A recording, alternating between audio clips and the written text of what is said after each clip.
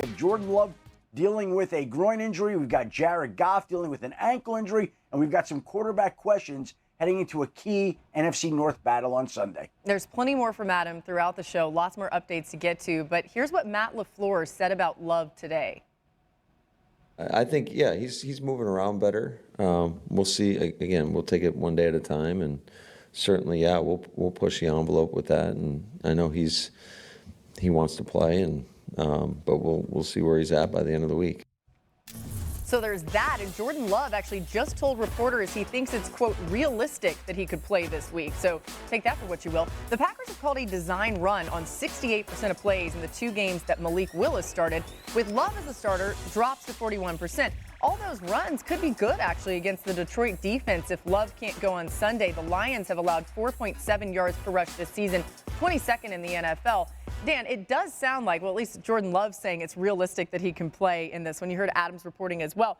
Do you play him, though, if he's not 100% against the Lions? I mean, if the doctors tell me that there's a chance that he can re-injure it or make it worse, there's no shot. They got to bye next week. And we're getting into the time now where not only are we talking playoffs for certain teams, we're talking about seeding, winning divisions, being the number 1 seed. If you're the Green Bay Packers and you see where you sit, as great as Malik Willis has stepped in, we're talking about the Packers and the Detroit Lions and the Atlanta Falcons, the Eagles, Washington Commanders as teams that realistically are having conversations of being that division winner and or number 1 seed. So if the doctors tell you, yeah, he's going to be okay, listen, there's always a risk, but there's not an elevated risk of doing more damage to it, then play him. But if they intimate, yeah, he can, make this worse and he's going to be out multiple weeks, then with the bye week next week, you absolutely don't play him.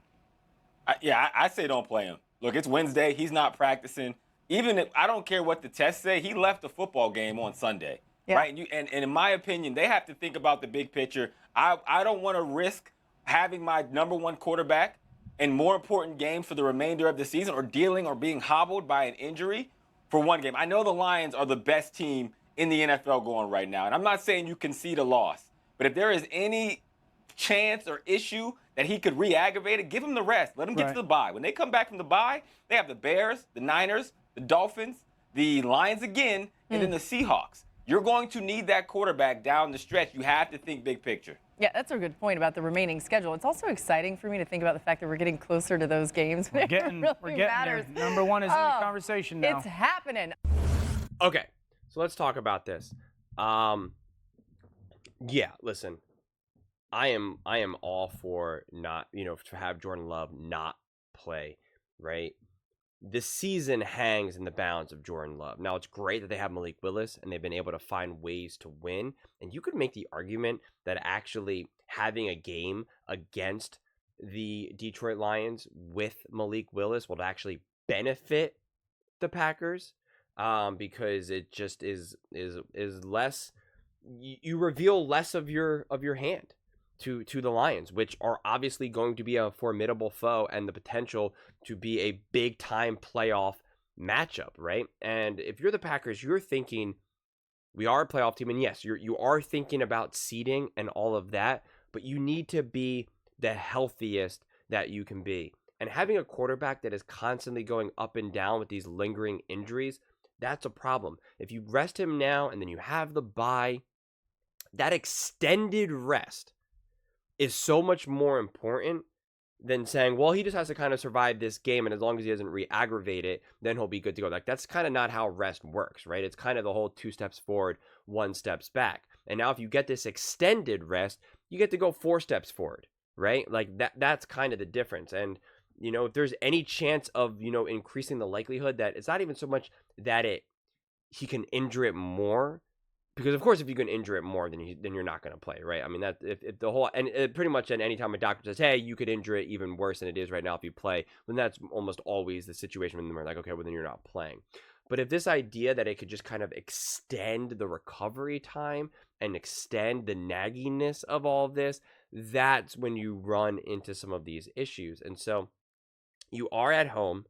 You do have Malik Willis, who has clearly been shown to be a, feisty backup quarterback, to say the least. Jordan Love hasn't even been practicing.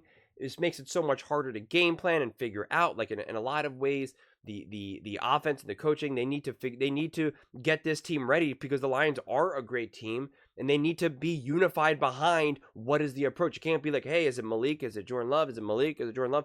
No, it's Malik. This is how we're going to play this game. Nope, Jordan Love's back. All right, don't worry about everything that we just said over the last few days. We're back to being Jordan Love. Like, that's too much whiplash. In a lot of ways, you just want to say, Jordan Love, you're not playing. We're shutting you down for this week. We're putting all of our resources, our time, our energy, our game planning behind Malik Willis. We know it's technically not optimal, because we want Jordan Love, but at the end of the day, it's more optimal than this. Is he playing? Is he not? Is he playing? Is he not? Okay, Jordan Love, we haven't really even been able to get everyone else ready, set behind this, let's go. That's kind of the situation that you run yourself into. If you were playing a worse team, right? If you were playing the Titans or the Colts or any of these other teams that you played in the past, then it can make a little bit more sense.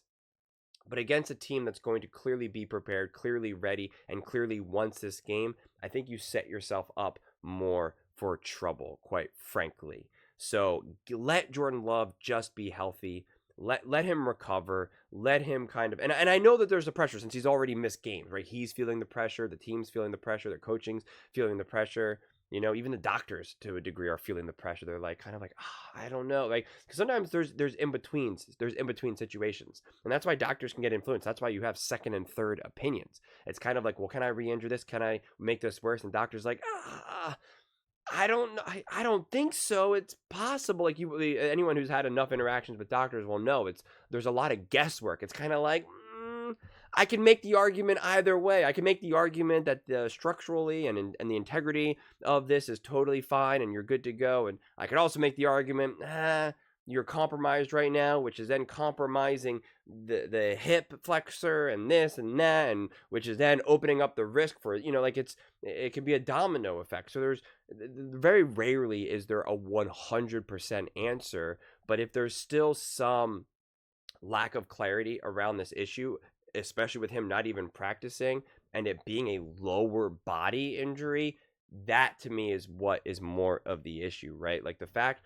of where the injury is and the potential that it then has, it hurts his ability to move around, to stay out of further harm's way. You're then opening up, not even if you're going to injure the actual already, groin injury, but you're opening yourself up to now get injuries in other aspects of your body because you can't move around as you normally would. You can't evade pressure as much as you would like to. So, it's a frustrating situation to be in if you're a Green Bay Packers fan, but this is why you have a great team with great coaching and a backup quarterback who, quite frankly, is playing great, right? And, he really is. People are already talking about that he needs to get a real shot at being a starter, not for the Packers, of course, but for other teams. So, it's an interesting and unfortunate situation for the Green Bay Packers to be in. But I think at the end of the day, you're better off being more conservative than not. I know losing to the Lions would not be the best thing, especially at home, but you have to think long-term and not short-term. Long-term, this team can legitimately compete for a Super Bowl, right? Short-term, you don't have to win every single game. And if you truly are a Super Bowl contender, then you should be able to do so even without having optimal seating, home field advantage, etc., etc. But those are just my thoughts. I'd absolutely love to hear yours. What do you guys all think about Jordan Love and the Green Bay Packers? Should he play? Should he not? Let me know in the comments below. I read every single comment, so whether you agree with me or disagree with me, either way, let's get in some discussions, let's get in some fights, but ultimately, let's just have some fun. And please do consider subscribing. We're building an amazing community here, and I'd absolutely love to see you part of it. I want to build something that we all genuinely feel connected to, something that we're really excited to be part of, and I think we're on our way to doing it. And please don't forget to give this video a thumbs up, as it really does help with the visibility and the algorithm. Thank you so much. See you next time.